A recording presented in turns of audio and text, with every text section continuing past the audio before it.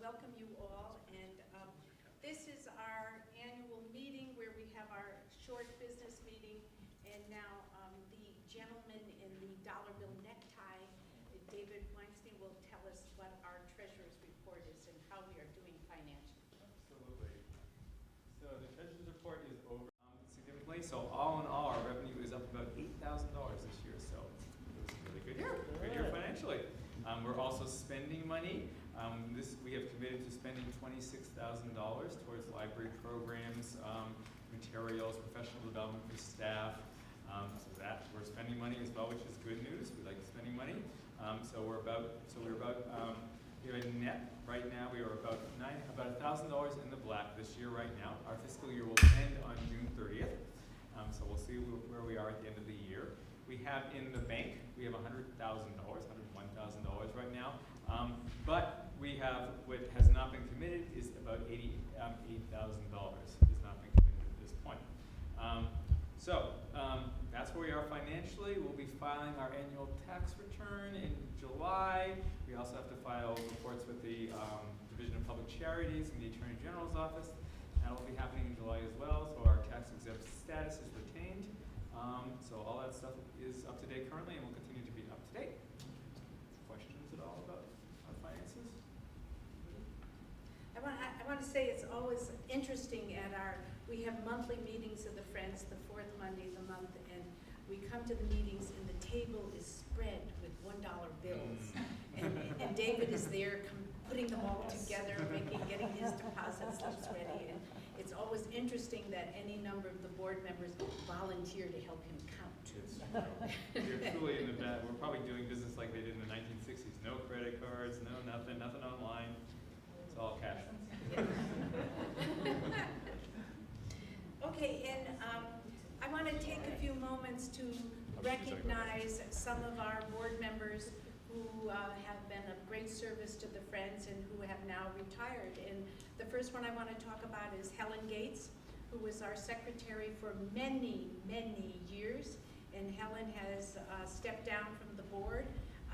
We as board members always loved Helen's minutes. They were always concise, and it was like reading a story. It wasn't like reading minutes. And so Helen will be missed, and the board, in honor of Helen, has voted to set up a fund in the library, and we're contributing $1,500 to set up a book fund for Helen. And Helen has chosen that the book she would like to support are fiction, because that's what she likes reading the best. So we're doing that for Helen, and we will miss her greatly.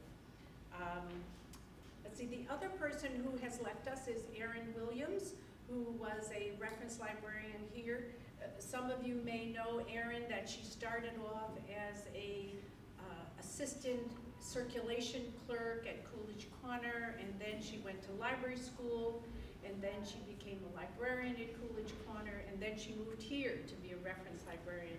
But Erin has moved on. She has accepted a job at the Mass Board of Library Commissioners, where her role is she works with friends groups and trustees groups all over the state. She's still here a couple of hours a week, serving as a reference librarian part-time, but she's no longer our staff liaison. Then we also have lost 3 other board members, Rusty Browder, who had been on and off of the board any number of times, and Rusty is moving on to new ventures, and so she has left us. And then Mark and Pippa Lelienthal, who were with us just for about a year or two, and it was a husband and wife team on the board, which we'd never had before, and it worked out for them that one month Pippa would come and the next month Mark would come, and then the other would take care of their child care at home. But they've moved to France, and they are attempting to do a book on French country foods. And so Mark has this wonderful blog that I get every now and then from him about their adventures in France with their 2 young children, age I think 4 and maybe 2. So it's very exciting for them. Let's see. The other thing we would like to do this evening is to recognize, he is not here, is our leaving director, Chuck Flaherty, who has worked for the Friends the whole time he's been here. Chuck has not always convinced us that we should spend our money on some of his projects, but most of our times together have been very cooperative, and it's been a great joy to work with Chuck, and we will miss him.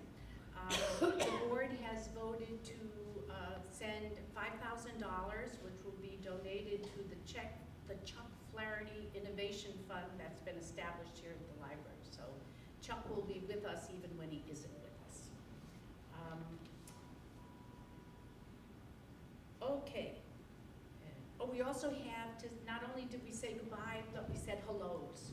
We have a new board member in Claudine, sitting back there, Claudine Kavanaugh, and she's our newest board member. And we welcome any of you who are interested in serving on this board. It is an extremely congenial group. We meet once a month, either on usually the fourth Monday, but sometimes the third Monday if there's a holiday. And we don't meet in the summer, and we don't meet in December either. I mean, this is a really, but it's a great group of people, and we have a good time together.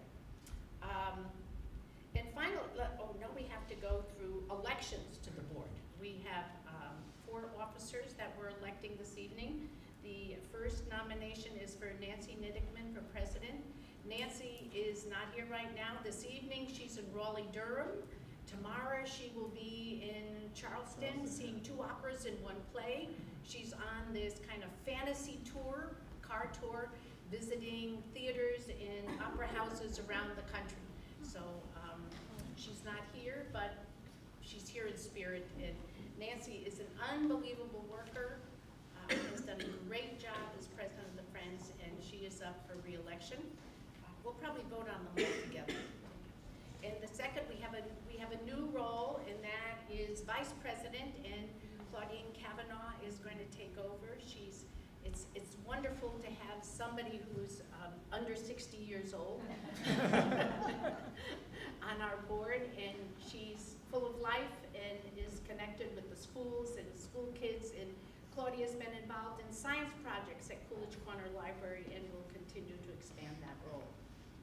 The third person is David Weinstein, who this organization does not know how to function without David as treasurer. He's been treasurer for 105 years, even though he looks younger than that, but we love David.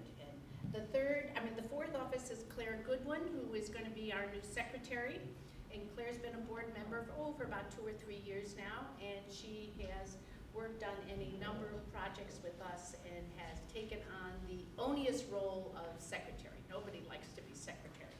But those are our 4 nominees for office, and we would appreciate a vote of support, or unless there's another nominee from the audience.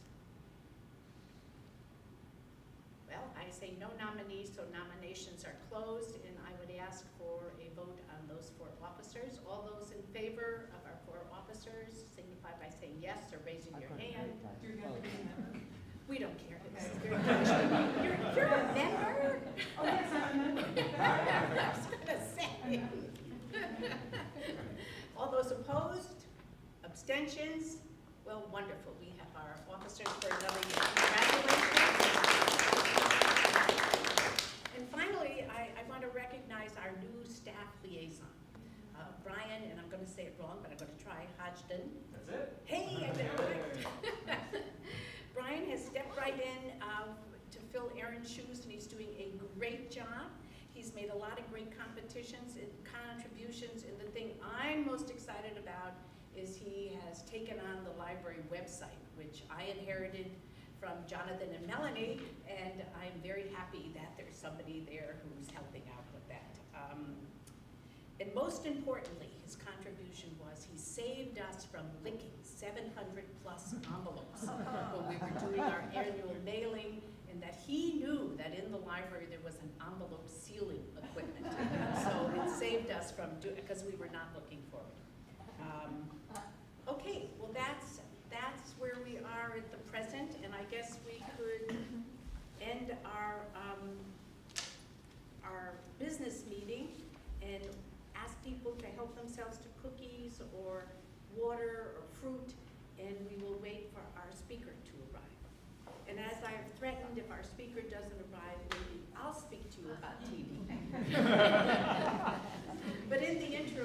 Help yourself. Meeting adjourned. Oh, thank you, Claire. Meeting adjourned. The office. He has written celebrity and author interviews, served as managing editor of the Boston Review, and created a number of and clerked at a number of local bookstores. He has had other jobs and assignments too, but he can no longer remember them because TV has destroyed his brain. Matt's most recent project, Off the Leash, a year at the dog park. I have it on good authority that the park of choice in Matt is at Amory Park. I look forward to hearing about his television criticism, but I especially want to know why The Wire was not listed as among his shrines. And his so with that poke, I give you Matt Gilbert.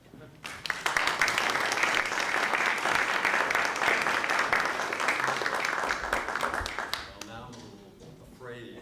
I think it's hysterical that the library has asked a TV critic to speak. We have lots of TV shows here. I mean, we have lots of DVDs. I'm not complaining. And there you are, on TV right here.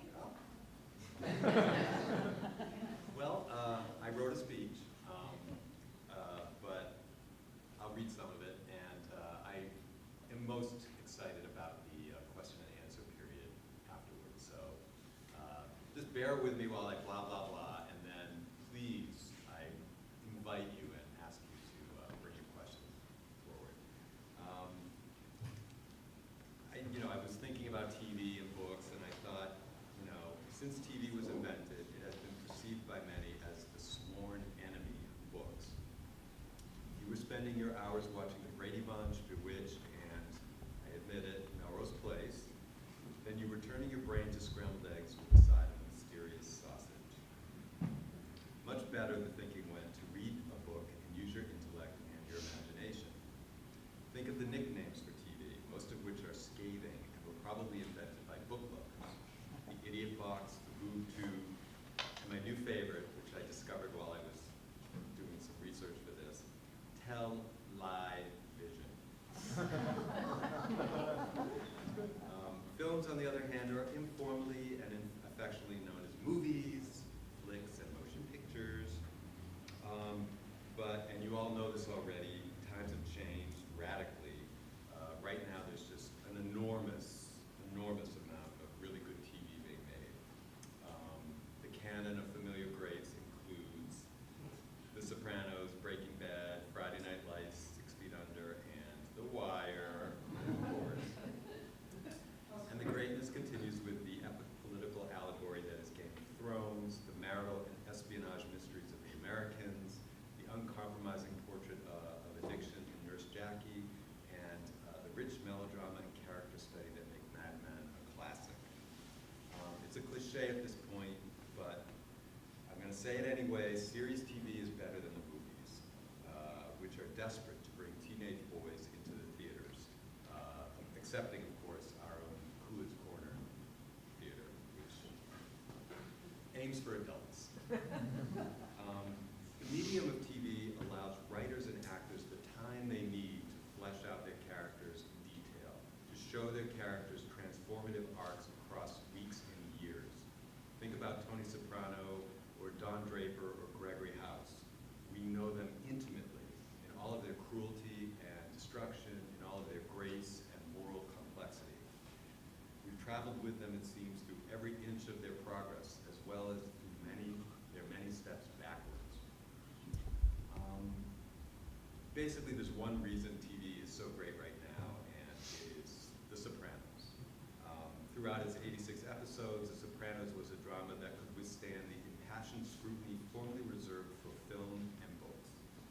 Thanks to revelatory acting, psychologically rich scripting, and dazzling camera work, creator David Chase's series earned the respect given to films by auteurs such as Martin Scorsese and Francis Ford Coppola.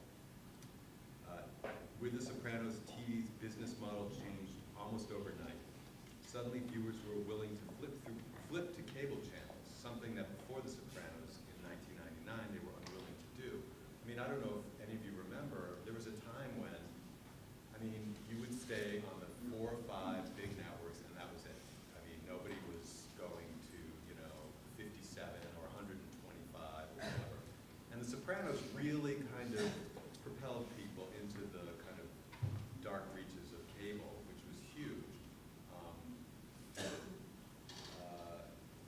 On cable, TV writers don't need to worry about pleasing advertisers by creating likable heroes and heroines and forcing happy endings.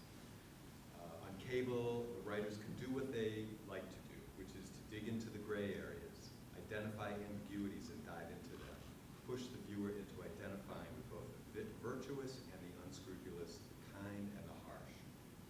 TV characters no longer had to be either heroes or villains. They could be both, or a bit of both. TV writers like Matthew Weiner and Alan Ball were suddenly able to be brutally honest in their storytelling. And that's a critical element of powerful storytelling. Honestly portraying life's difficulties and complexities as well as its moments of pleasure. Not just showing a comfort food vision of a life of peace and happiness. With the success of The Sopranos, there was no longer a need to gloss over the ugly sides of human nature in order to make viewers happy and sell them products. That's why TV is no longer a boob tube or media box or a television. It's the I love it. Television. I'm sorry, I'm so hot. I don't know if anyone else is. Probably come up here. Schwitzen. All right. It is now the creatively rich home of some intensely challenging dramas that invite you to think about what you were seeing and think about what you were feeling. Walter White on Breaking Bad is a wicked man, right? But why don't I hate him? Why does Nurse Jackie keep destroying her happy life? Does Dr. House's medical genius compensate for his all-round nastiness? Provoking questions like these in viewers is part of the brilliance of these shows. And you didn't finish an episode of Marcus Welby, MD, and think, what did that mean? What, is he a good person? Is he a bad, he's a good guy, he was a hero, and that was that. And he fixed the world, and we all wanted to see him as our doctor. These new post-Soprano shows don't spoon-feed the narrative to you. They require you to work to piece everything together, something you'll understand if you've watched The Wire. It's really a challenging experience, keeping track of all the characters. The writers don't sneak in recap dialogue to remind you of what happened last week. They expect you to pay attention and remember. They cultivate active viewing. That's why people are no longer embarrassed to admit they watch TV. It's not a wasteland anymore. Before The Sopranos, I had this conversation at almost every party I attended. So what do you do for a living? Me, I'm the TV critic for the Boston Globe. Them, oh, I never watch TV. It's all so awful. Maybe I watch PBS every once in a while. Now people are in a completely different place. They openly rush to talk about TV and their shows. House of Cards, Orange is the New Black, Fargo, Louis, Rectify, Shameless, Masters of Sex. All shows that are really interesting and later. The post-Sopranos revolution is why TV is frequently compared to Victorian serial novels by critics, including me. There is something similar about watching weekly installments of great TV and reading chapters by Dickens, Gaskell, Thackeray, and my favorite, Trollope. No, you aren't performing the act of reading when you watch these shows. The act of reading is unique and precious and essential. But when you watch smart TV, you are definitely using your brain, listening carefully to the dialogue, and processing what you hear. If you look at the internet the morning after an episode of Mad Men, you see countless recappers psychoanalyzing and dissecting characters in the manner of literature class. I mean, that's what it's like. You see people savoring every aspect of the story they've been told. But ultimately, whether you're reading or watching your stories, it's all about listening to stories. That's why maybe it's not so weird that a TV critic is speaking at the library. The viewers of good TV and the readers of good books are all lovers and supporters and devotees and groupies and addicts of storytelling. This library is a giant testament to the value of stories. Not just one story, but multitudes of stories. Pathways that lead you into other people's consciousnesses, that take you out of yourself and expand your understanding of the world. Stories show us what we all share as human beings and what we each bring to the table as individual voices. Stories test our sympathy, expand our perspectives, and change our minds. Storytelling is an essential human activity, our way of giving order to chaos. I love love being a TV critic because I get to listen to these stories and I get paid for doing it. And I'll tell you about what I do for the Globe, but again, I hope you'll have questions. Basically, as a critic, I try to do two things for the reader. First of all, I try to help people find the good stuff. I keep an eye on as much as possible since there's so much TV to choose from right now, and to then point readers in the right direction. I watch approximately 20 to 25 hours of TV a week, from which I try to do some ruthless cherry picking for Globe readers. Of course, we all occasionally want downtime to watch escapist nonsense, and that's fine. My husband Tom and I watch Chicago Fire every week, despite the fact that it's extremely formulaic and the characters are cardboard cutouts. And some of my friends have told me about something called The Real Housewives, although I've never watched it. Ever. But I love directing people toward the quality stories, like a TV GPS. These days, people can curate their own personal TV lineups. We no longer need to sit back passively and submit to whatever the networks serve to us. We have DVRs and on-demand and Netflix and Hulu. We should only watch what we want to watch, in the same way we only read what we choose to read. And I love helping people fill up their TV queues with thought-provoking shows. The second thing I try to do as a TV critic is to interpret a show and open up some of its meanings, which is another way of saying that I try to be a smarty pants in the newspaper. I don't just want to give a thumbs up or a thumbs down. I want to dig into the psychology of the characters, since TV creators are giving us characters you can talk about as if you're talking about real people. I want to explore how the show writers work with the conventions of TV storytelling, and I want to put the show in context with TV history. And when a show is awful and I have to review it, I still try to bring added relevance. What does this show say about our culture? What does it say about our culture that we have embraced reality TV so readily? Are we celebrating exhibitionism, worshiping fame? Do we care that there are cameras everywhere? These are the kinds of questions a critic can ponder while trashing a show. And by the way, negative reviews are much easier to write than positive reviews, which is really true. It's a lot easier to be snarky and dismissive of something and make fun of it than it is to put your judgment on the line and persuade the reader that something is good. And that's it. I'm going to cut it there because I'm curious to hear what y'all have to say. Hey. Would you say that network TV used to be better? Didn't used to be better? I'm thinking of one of my favorite network TV shows, Homicide: Life on the Street. Yes, So absolutely. what happened to shows like that? Homicide and NYPD Blue, Hill Street Blues in its day. They're the exceptions. I mean, right now, The Good Wife. It's amazing. I would say network TV has gotten worse in a way because they can't compete with cable.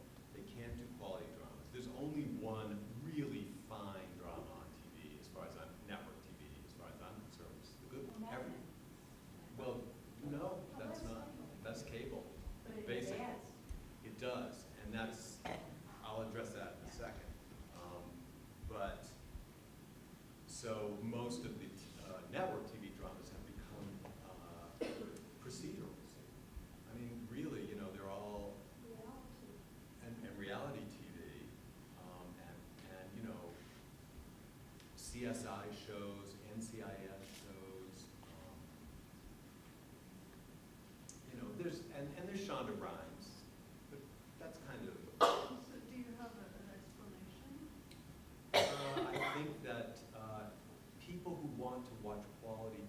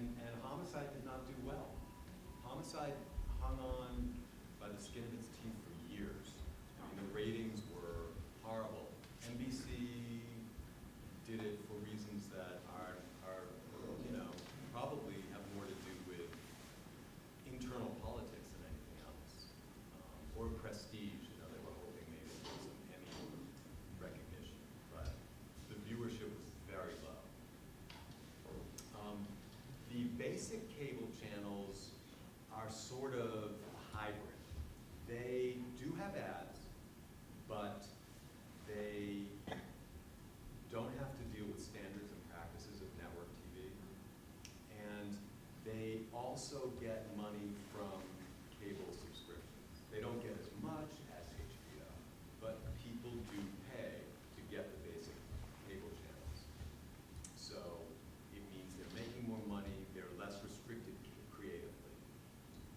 So you won't see the same nudity that you see on HBO, Game of Thrones, for instance, that you won't see that on FX. Well, FX is close, but you really won't, and you won't see it on AMC because of that distinction. Hi. How do you categorize PBS? PBS is a unique, strange, necessary animal. You mean in terms of Because there's business model? storytelling and there's also Documentary. documentaries and discovery and history and Yes. all the different elements. It's like an encyclopedia that Yeah. covers many topics. Yes. But it does have dramas. It does. Yeah, PBS is great. I mean, because it's such a mishmash. I mean, sometimes I'm frustrated with it. I wish they would have more scripted drama. I feel like they have so much documentary that it's overwhelming for viewers. And, Brookline is incredibly serious. POV has its moments. There are some great documentaries, but they're all just mishmashed, and it's a little. I think they lose some viewers in the process. I tried to focus in this small talk on the scripted drama because that seems to be the thing right now. But there's a lot of great documentary stuff on PBS, but also on some of the cable networks. I mean, the Planet Earth series. Oh, yeah. And, those are just Yeah. brilliant and wonderful. It's such a cliche, but it's the best of times, it's the worst of times for TV. I mean, you've got the reality crap that nobody I know watches. And then you've got you've got this amazing stuff that's competing with movies and actually, I think, beating, it's hard to generalize, but beating movies and drawing top-notch talent. I mean, Matthew McConaughey and Woody Harrelson just made True Detective for HBO, which is a great show. I mean, he just won an Oscar, So it's kind of cool. I know your list is not meant to be exhaustive, but Yeah. I'm curious what you think of, particularly Homeland. It seemed to me they jumped the shark last time they were on in a way that just kind of lost me. But before that, I was devoted to Yeah. Homeland. That's sad. One of the executive producers of 24, of Homeland, was, and I guess still is, executive producer of 24, and I think 24 had the same problem. It happens all the time. These shows are great, and then they have to go on and on. In England, the seasons tend to be much shorter, and I think it's a good thing. But yeah, Homeland just lost it. I think the first season was so great in the premise, but the premise just wasn't durable. That would be an interesting piece to just sit down and really dissect what went wrong with Homeland. Frankly, I think Nurse Jackie has lost it. Really? I do. Just as one self-made destructive crisis after another, and I'm just tired of it. Yeah. I want Well, you know what? I'm I tired want of you. salvation.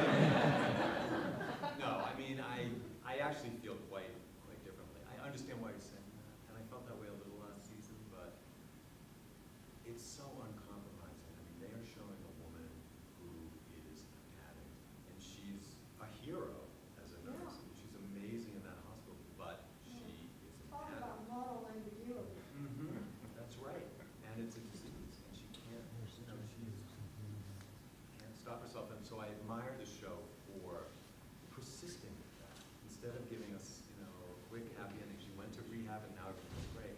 I mean, they're really showing that she's a junkie. You know, and that's, I admire that. Of course, Edie Falco, I think, is just awesome. You don't get acting like that every day.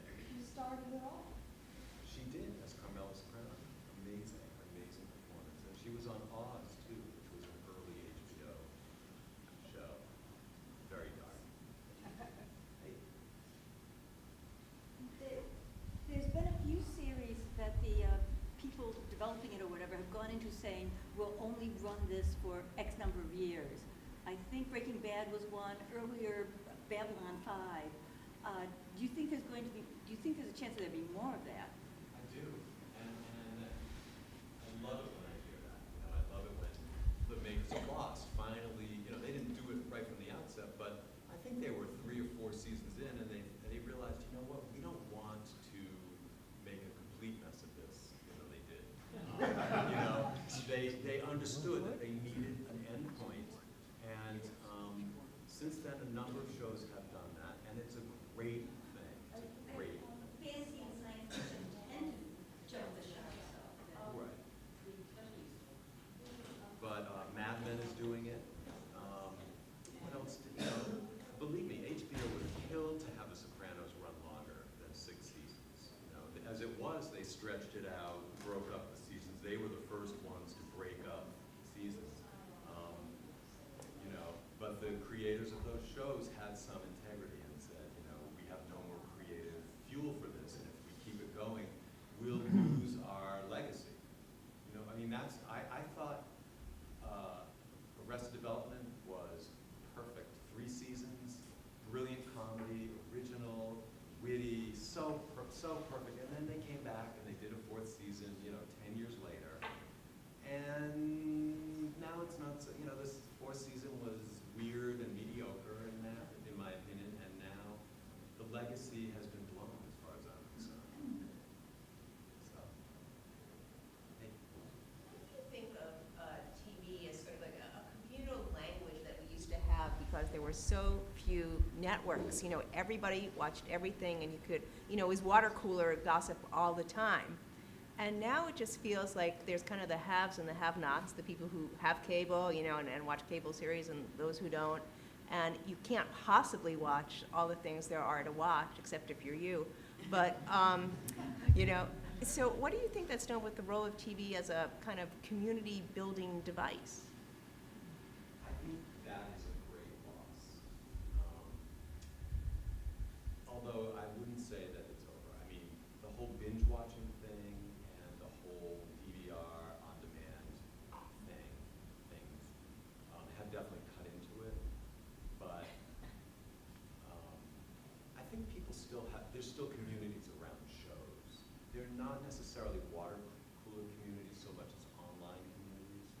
But you know, every week when a new episode of Mad Men is over, if you watch Twitter or if you go online to your favorite critics, you see lots of activity. You know, people interpreting the episode and analyzing it and discussing it online, but still. So there's still a sense of community to some extent. I think there will always be live network events, you know, sports games, reality TV, National finales. crises, Excuse me? national crises. National crises and award shows. So we'll always have some of those. But I think it's a loss in terms of the water cooler, you know, interpersonal stuff. I don't know. I'm not giving you a great answer there, Ryan. Yeah, I mean, I think there's some loss there. I think there's a loss, but it's not completely gone. I do feel that there are still communities around shows, and people do still interact about the shows. So it's not like we're all going off into our own little pods and watching and never, you know, sharing it. But it is different now, you know. I mean, often someone will say, oh, you know, I'll say, have you seen Orange is the New Black? And say, yes, but don't say anything. I'm on episode 3.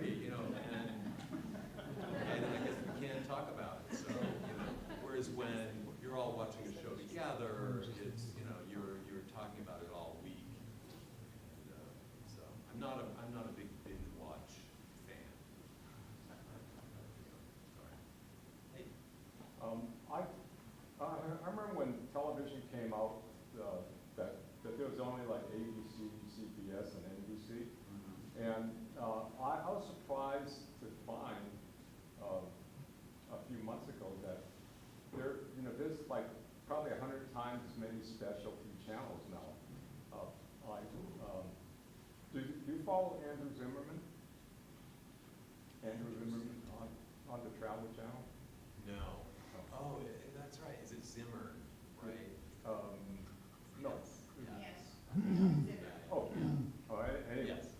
Yeah, because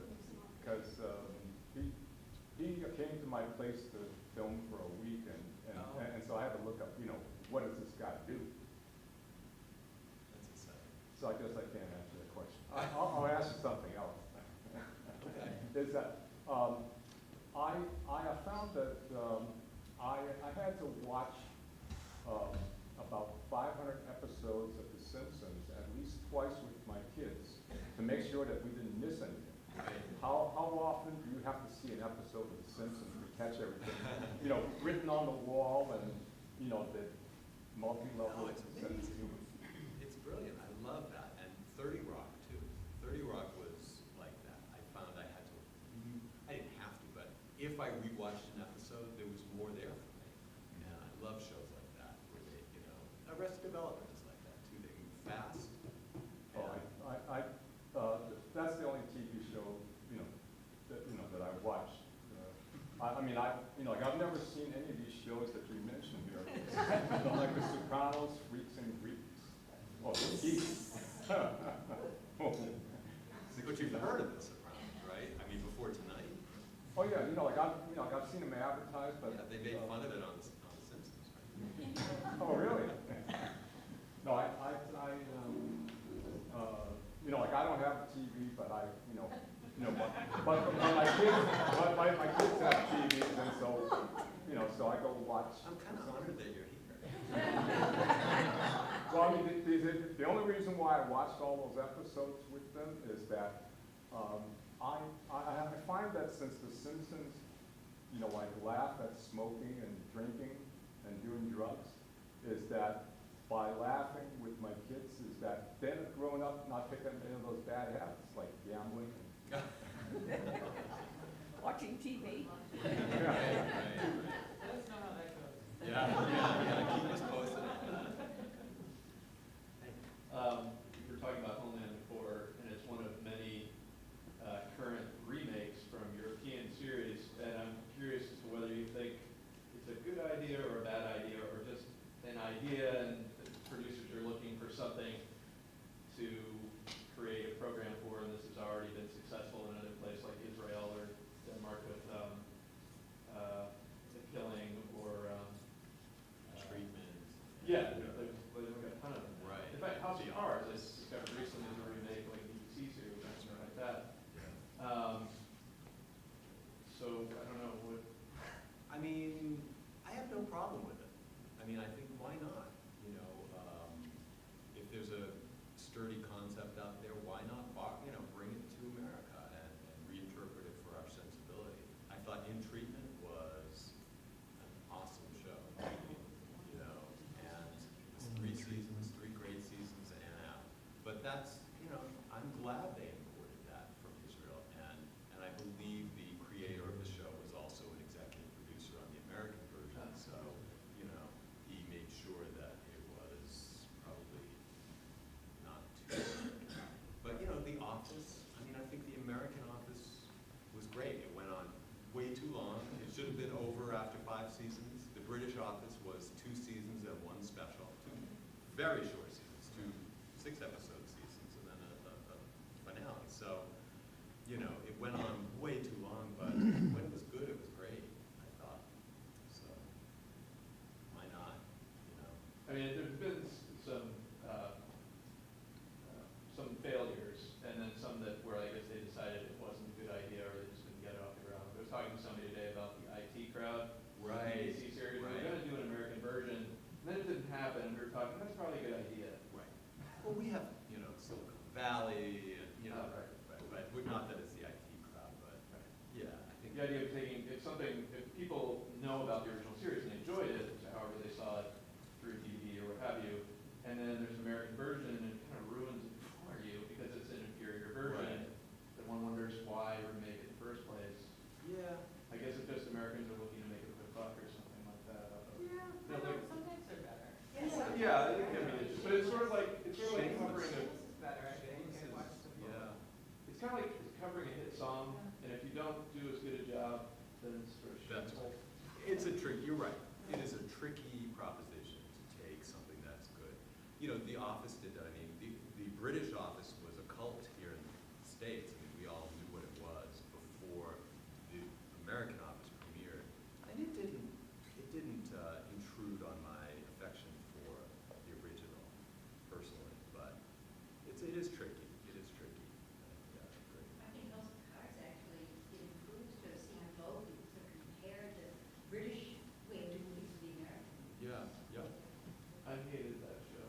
I haven't tried it again after the first episode. I just don't like the characters. I'll try it again because I love it. I just don't like it. Yeah, when you open with a dead dog, you know, killing a dog,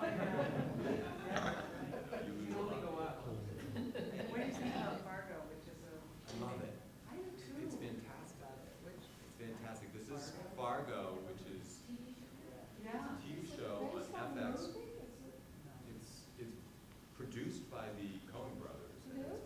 It's sort of loosely based on their movie, but they've sort of rejiggered it a bit and stretched out the plot and thrown in some twists so you really don't know what's going to happen. No, they don't have a chipper. Not yet, no chipper yet. There was the hole in the ice. Oh, wonderful. It isn't really based on a true story? I don't believe so. I don't believe How so. can they start like That's that? a joke. Yeah. That's a joke. Is that a network show or is that a? It's basic cable again, so it's FX. What happened to Deadwood? Deadwood, It was sensational. it was great. It, Just yeah, it disappeared. was an expensive show to make for HBO, and it did not do well enough. You know, same thing with Carnival. You know, even a paid cable channel has to deem a show worthy, you know, financially. I mean, you know, if people aren't responding, enough people aren't responding to it. I mean, The Wire was an exception. The Wire did really poorly. The Wire brought in fewer viewers than Deadwood, but it was less expensive to make, and it was just such a prestige situation that, yeah. So on maybe a personal level, I was, personal for me and maybe personal for you, I was devastated when you moved off of the television desk to the book desk, and never expect you to come back. Because I guess my perception was somehow books were more prestigious. And I'm just curious how all that happened and whether you're happy how it all ended up. I'm very happy with how it ended up. You know, it was complicated, but basically they felt that I was more important, you know, valuable on the TV. And you know, I was fine either way. I would have been happy to be, you know,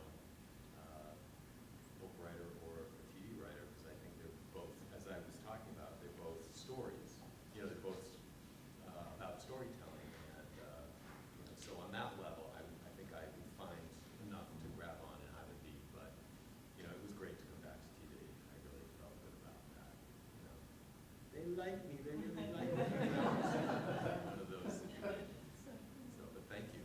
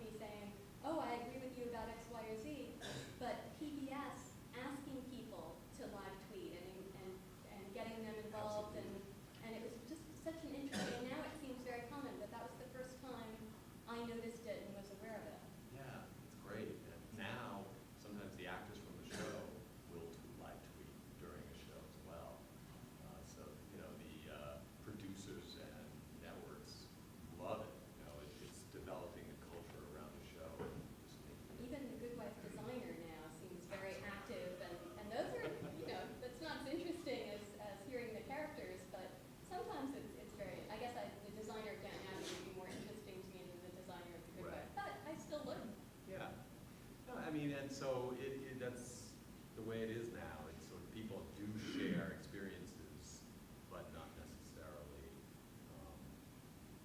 together. Well, with each other. See, that's the community around the show. It is, it's a different community. I remember a show that I used to love, Homefront, was Right. saved by people writing, I think, to Ann Landers. Right. It was saved for one extra season. It was Right. John Slattery's Yeah. really big break. That's right. But now people would be emailing the producers and tweeting and Right. Facebooking, and they might have more luck because it's easier to do that than to send a letter. That's right. That's right. It's fascinating. I mean, it's a trade-off. On the one hand, we get to watch what we want when we want to watch it, and that's great to have that control. You know, you're not just sitting there watching the Brady Bunch because it's all that's on. You know, you're deciding what you want to watch. You can pick and choose your time, and so I like that. You know, that sort of active viewing approach. But at the same time, yes, you definitely there's something that's lost. Hey. How much TV did your parents let you watch? I was raised by TV. Raised by TV. Unlimited? Too. No, there's some limits. I could watch it all the time. Yeah. I had no limits. I watched it all the time. And I remember feeling like Dick Van Dyke, you know, watching reruns of Dick Van Dyke show. This guy, I want to live in that world. I want to be him, or I want him to be my father, you know. And I felt had very strong attachments to my TV shows. So here I am. Getting back to your economic justifications, do you think that the Travel Channel and History Channel and the Discovery Channel will stay in business? Oh yeah, they're huge. Wow. Oh yeah, they're big. They're very big. I'll take your word for it. I mean, Yeah, yeah. When Andrew Zimmern does your restaurant, a lot of people will see it. no, he just shot food to the Florida Keys at my island, for a week. Oh, I see. But yeah, no, those networks are very. But, like the History Channel wants a year-long commitment, and Discovery Channel wants to come back all the time and stuff. I was just wondering. Yeah. I'd like your take on the comedy shows, Jon Stewart, Colbert Report, those type of shows. I love them. They're amazing. What would we do without them? Exactly. How would we know what was going on? That's right. It's true. It's true. It's so refreshing. It's so great. I mean, they're so brilliantly written. These people, these staffs of writers go through clips and come up with some, I mean, it's powerful stuff. It It's is. very politically, explosive sometimes. You see the hypocrisy that they discover. So I love those shows. John Oliver has a show now, which is excellent. Yes, and I don't have HBO, so how can I watch them? Well, What am I gonna do? HBO they're starting to come around in terms of the viral clips. So I don't know if you're online, but, No, I'm not on anything. okay. I don't even have a. Then you're screwed. Come to the library. Because you would really like John Oliver if you like. Well, I love John Oliver, yes. Yeah, right, you Yeah. know, I mean, yes, Daily of Show, and now course, he's right. doing his own thing, it's weekly. I'm so happy for him. Really Miss well him on done. the job. Also on HBO, Bill Maher. It's good. I mean, those shows are fantastic, I mean, I think Saturday Night Live kind of started it in a way, and they don't get credit for that, really. I think you're right. You're right. That's what they would, especially the Weekend Update. That's what I mean. Yeah. The Weekend Update, really, but yeah.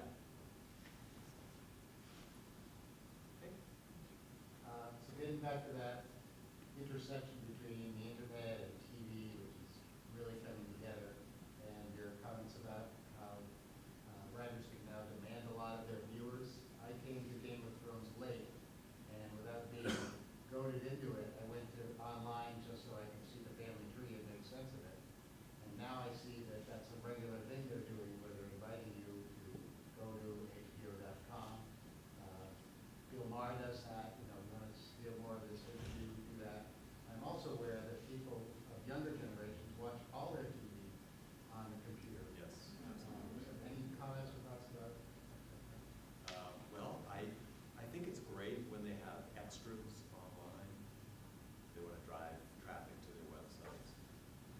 I'm tired of hearing executive producers and showrunners explain their shows to people. You know, I don't know if any of you read the online, follow this stuff online, but after, any important episode of Mad Men, Matthew Weiner gives a series of interviews and he talks about what he tried to do in the episode, what everything meant. I don't like that. Let the episodes stand on their own. I don't want to hear the two producers of Lost, doing, a podcast or going on the radio the following morning after an episode and telling us what they tried to do. Just let us figure it out. If it's not in the episode, then what? You like your Breaking Bad every last season?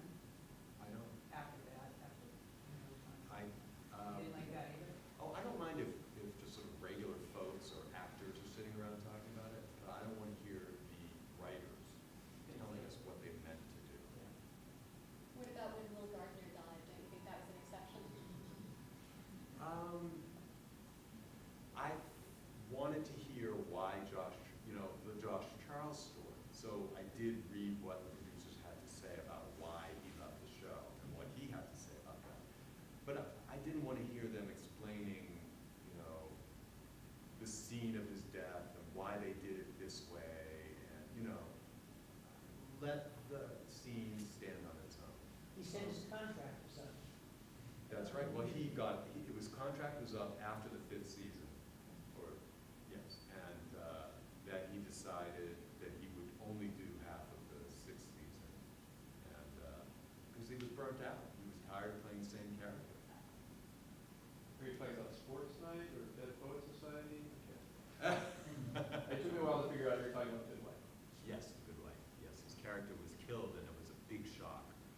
Nobody knew. Like the Downton Abbey story, which everybody's still mad about, I guess. Yeah, well, that leaked because it aired in England first. Oh, So some of us knew about that.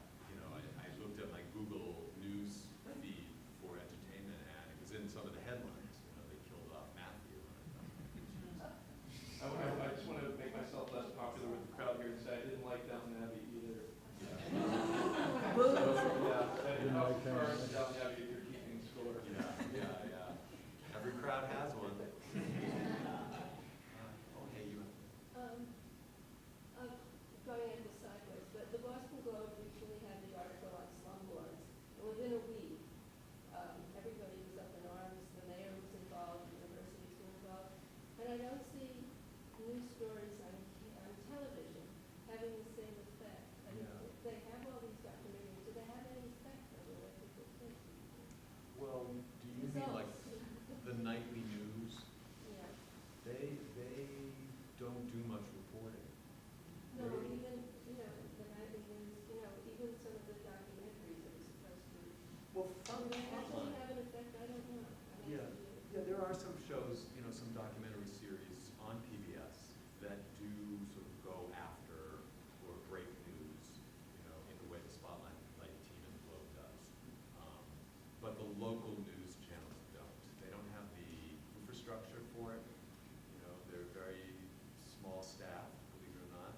Nobody watches the nightly news, so they have to keep upping the ante on idiocy, covering ridiculous stories. I mean, in the same way that CNN covered the disappearance of that plane, to a ridiculous degree. So there are a few shows like that, and that's why PBS is so valuable, and that's why Frontline, is just a really important show. Do you ever get hate mail? I do. You know what? I love it. It's funny. This thing went on a little bit further, and I did say that the people who watch TV are so interactive, and it's one of my favorite things about writing about TV. Is, I hear about what people think of my opinions all the time, and I love that. And if they didn't agree with me, great. It's fun. It's fascinating. I've been doing this for so long that I don't take it personally. The first few years, if somebody sent me a hate email or called and went off on my voicemail, I really was upset. Now I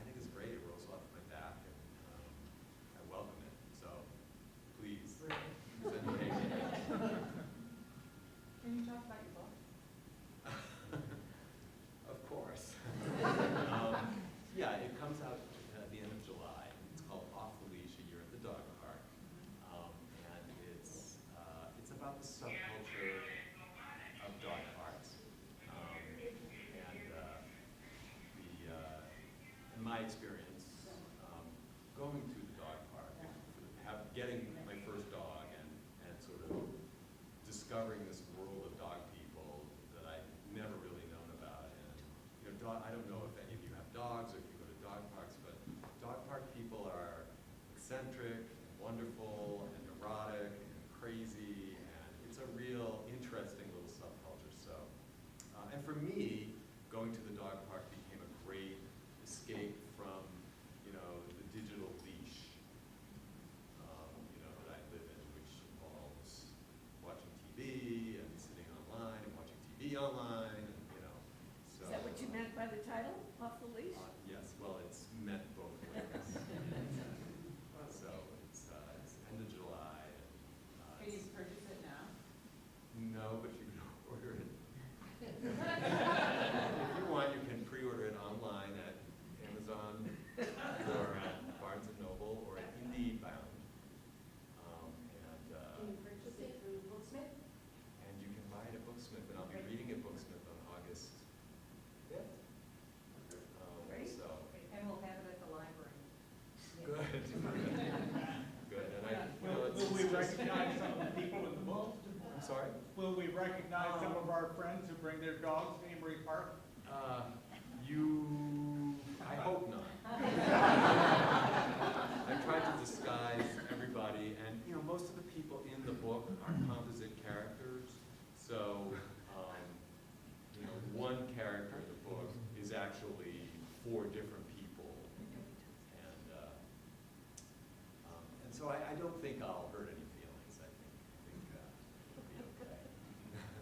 So is it nonfiction, but you disguise the identities of some of the. That's right. Yeah, So memoir. It's memoir. It's memoir, and everything happened.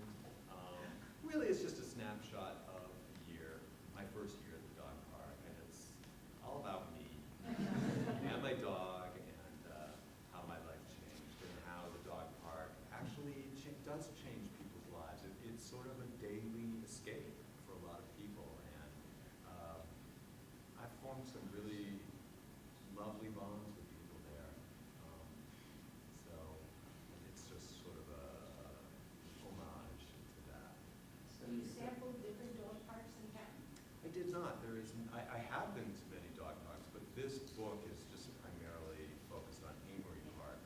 Because I don't have a dog, but friends that do are dog park people say the cultures are very different. They are and they aren't. There are certain universals, I think. There are dog fights, and there are owner fights, and there are people who don't pick up their poop. I hate them. And people who pick up other people's poop because they're so nice. So, I have another back to TV question. I'm wondering how you view what HBO has been doing in, creating their own films, and what Netflix has been doing, like with Orange is the New Black and House of Cards. And do you really consider that TV, or is it film being shown on TV? I mean, that's the great thing. I would say yes.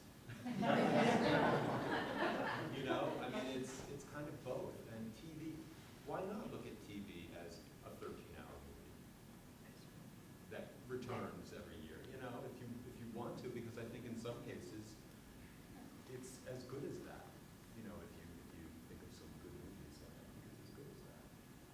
Watching Mad Men to me is just like that. I feel like I've watched, I don't know how many episodes they've had, maybe 70 or 80 episodes, I think.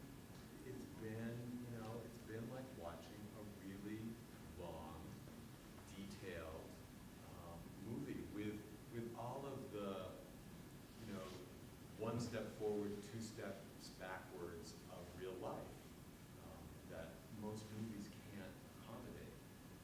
So, yeah. Hey. What are your top 3 TV series of all time? Oh boy, it's different every day, but The Sopranos to me is just like not just because of its significance in the way that I described in my opening, but loved everything about it. The acting, I've gone back and watched early episodes, and all over again, I'm in awe, of James Gandolfini and Michael Imperioli, and, Edie Falco. The scripts are funny, and I love the fact that it's all through a psychological perspective, because of the therapy, which is why I think I like it better than The Wire. The Wire to me is more of a sociological, view of urban life, and it's not as intimate with the characters. I like The Sopranos. It gets right up into these characters' lives. So definitely Sopranos. The Twilight Zone to me is an all-time. That's a show. Is still so influential and important. And you watch those old episodes and they move so slowly. It's like you feel like you're having a stroke. Not that I've had a stroke. You feel like that's what it must be like. They're just so slow, but boy, they're wise and they're provocative and they make you think, and they still are relevant in terms of our world and science and psychology. So there are two, and then that third one changes a lot. Breaking Bad would probably fill up that third space. Yeah, I'm gonna go with that today. Thank you. What are yours? Oh, I don't know. I do like. I don't watch enough TV. That's the problem. Oh, that is a problem. It is a problem. I'm very old-fashioned. I like watching Downton Abbey on Sunday nights at 9 o'clock or Masterpiece Theater. I did like Mr. Selfridge a lot. I have to say that. Oh, good. Yeah, I liked Mr. Selfridge, but I didn't like Jeremy Piven. Yeah. I agree. He was just the wrong person.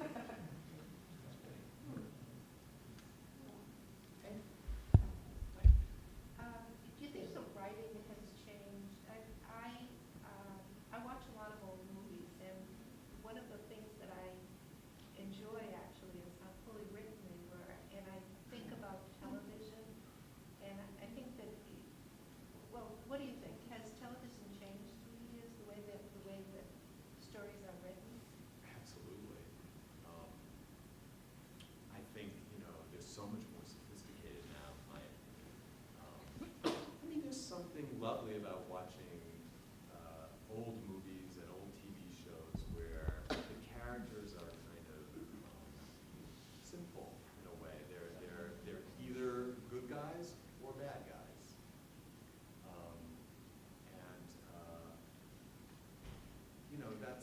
That has its pleasures, but now I think it's much more interesting to watch the TV writers.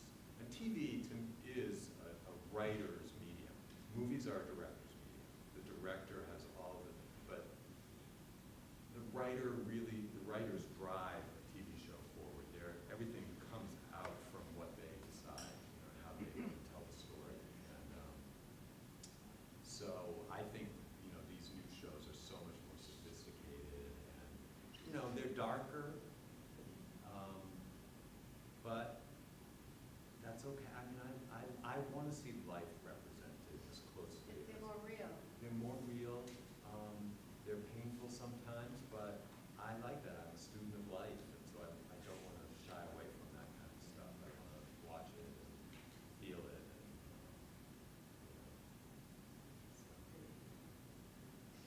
Yes, when CBS finally showed the second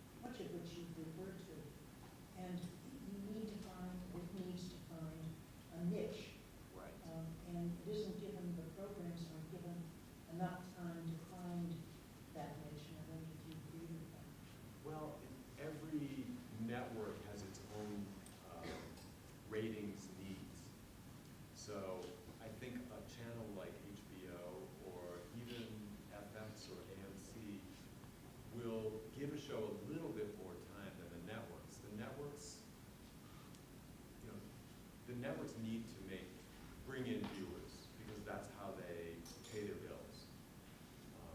You know, it's hard to simplify, but if you got 1 million viewers on a show on HBO would be okay with that. I mean, Girls, which is considered a hit, only brings in about 1 million viewers a week. On a network, that would be gone in a week. Because How do we determine that? As somebody who's never been called by Nielsen for 80 years, how does the viewers get Counted. it's like a poll, you know, they have Nielsen homes, they've asked certain homes to become Nielsen homes. I think they give them a small stipend, and they change homes periodically. I don't know how many they have, probably, you know, 4,000 or whatever the mathematically correct number is to have a fair sampling. And those are the Nielsen ratings. And now, they also factor in anyone who records a show and watches it that day, later that day, that gets counted. And they have ratings that include anyone who watched it live or within 3 days. And then they also have a rating number for people who watched it live and then within 7 days. So they're becoming more sophisticated Is now. that only series, or is that like live TV as well? Is that everything, or is that the? That's a good question. I think it's everything. It's not very precise. Yeah, it's probably not precise, but you know, not every network cares about having the most viewers. Some of them care more about having specific viewers, like the CW, which is, you know, a network that caters to teens. I mean, if they get 3 million teens on a show, you know, that are primarily teenagers or young people, they're happy, you know, because their advertisers are happy.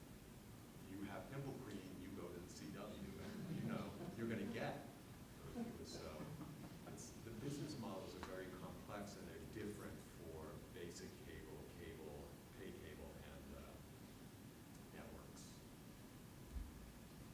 But have you ever cable box, does the cable company have the capacity to monitor everything we watch? No. No? I'm being told no. I don't know. Security. Oh, did they do that?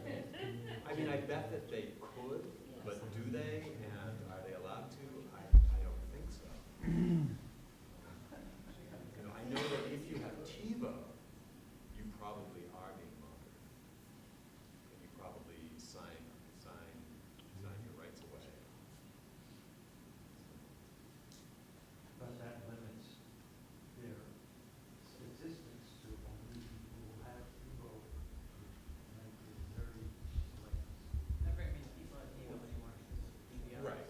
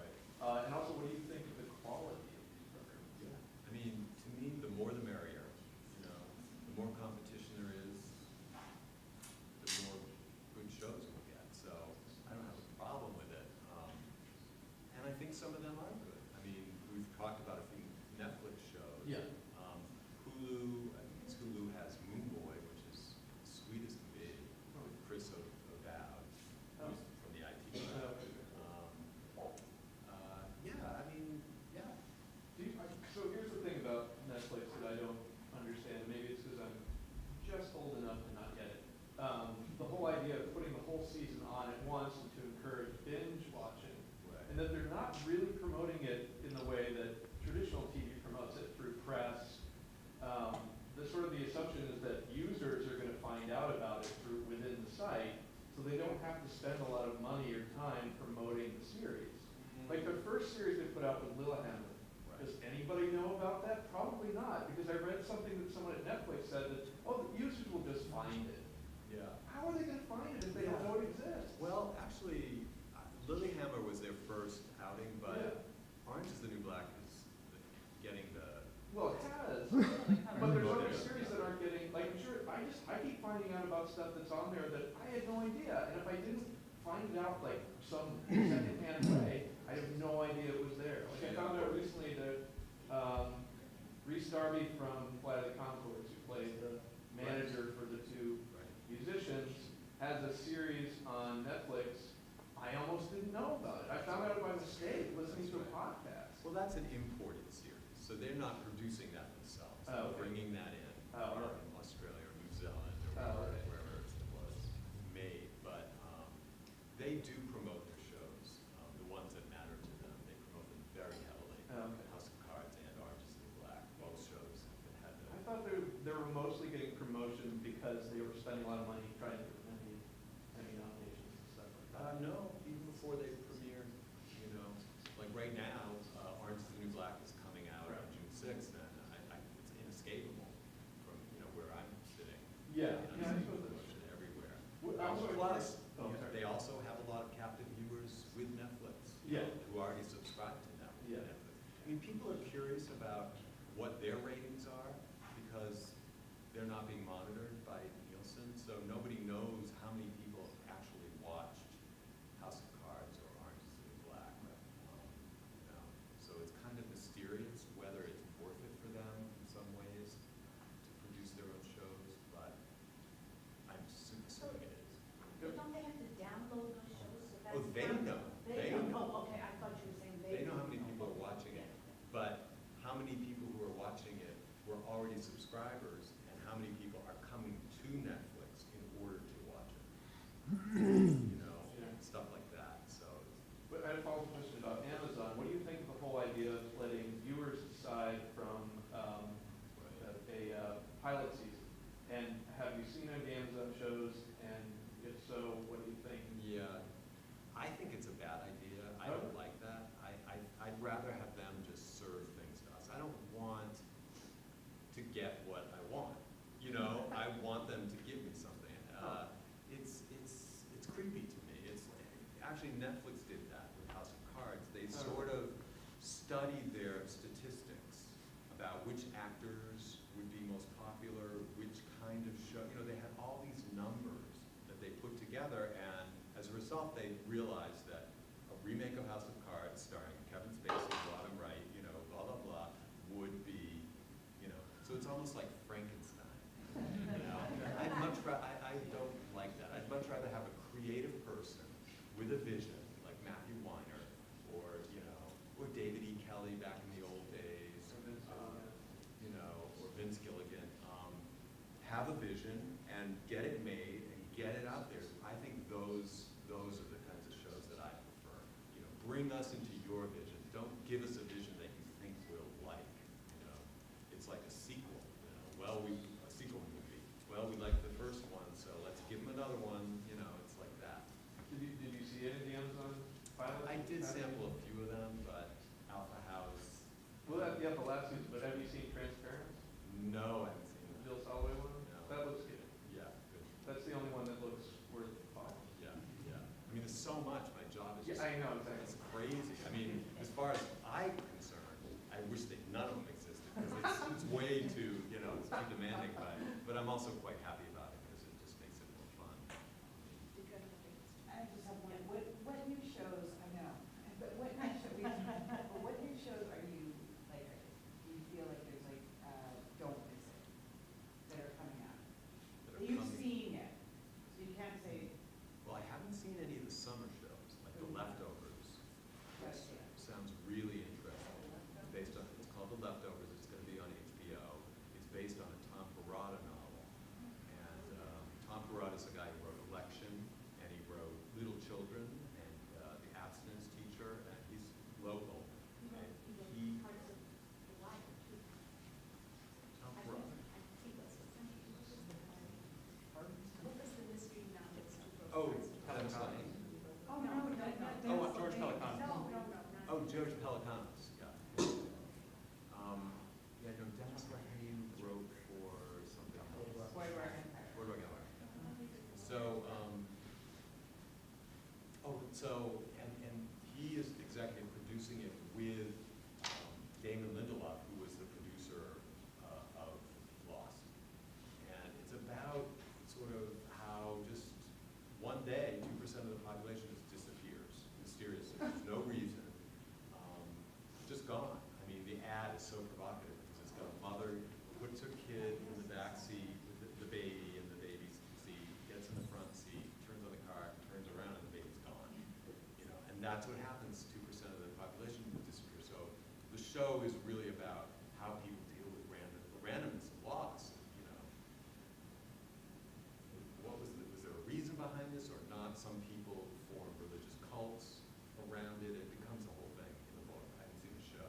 So I'm looking forward to that. I think Orange is the New Black. It's a great show. I love But there's it. no new series that you've seen that you haven't, that you're looking forward to? We're trying to plan our summer. Yeah. Well, you liked the Halt Fire, the new Call to AMC Catch show. Fire. I liked the first episode. I watched the first episode. What did you think? I got a little lost in the middle, but then at the end, I was back on board and I started watching it again to try and. Right. The whole idea of reverse engineering in order to clone is kind of strange. That guy's no Don Draper, but I'm Right. willing to give him a few episodes. But he's trying, isn't Yes. he? He's a good actor. So yeah, I wish they'd sent me more than one episode. This is a new AMC show that just premiered about the 1980s and the PC revolution, trying to clone IBM computers. Okay. All right. All right, I have two advertisements. One is that all of these shows that Matt has talked about are available in your local public library. I can give you an example. In The Good Wife, a friend of mine in my book group said to me, "Do you watch The Good Wife?" I said, "I've never heard of it." And she was into season 3. And so I beat it off to Coolidge Corner Library, took out the first 2 seasons, and now I'm a Good Wife junkie. Right. And you too can become a junkie of any of his favorite shows. And one show, I think he mentions in his bio that we didn't talk about tonight, which is also in the public library, is 6 Feet Under, which is an unbelievable show. Right. Okay, and then my other ad is, on your chair are envelopes for joining the Friends of the Brookline Public Library. It is a very expensive membership. It's $10 a year.